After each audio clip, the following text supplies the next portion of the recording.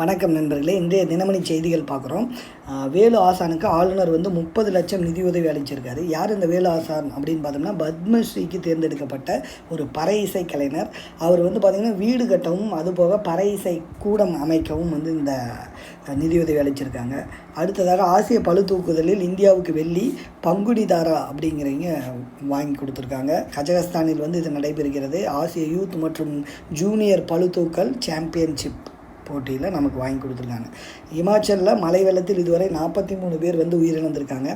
கேரளத்தில் ஒரு பெண்ணுக்கு பார்த்திங்கன்னா நிஃபா பாதிப்பு உறுதியாயிருக்கு. ஸோ இது நிஃபாங்கிறது ஒரு வைரஸ். இது வௌவால் மூலம் பரவுகிறது. ஸோ இதற்கான மருந்து இன்னும் சரியாக கண்டுபிடிக்கப்படவில்லை.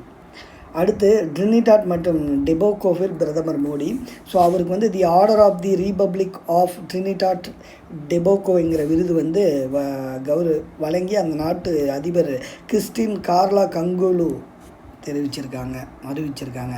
அடுத்து கச்சத்தீவை தரமாட்டோம் அப்படின்னு இலங்கையோட விஜிதா ஹராத் அப்படிங்கிற ஒரு இலங்கை வெளியுறவுத்துறை அமைச்சர் திட்டவட்டமாக சொல்லியிருக்காரு.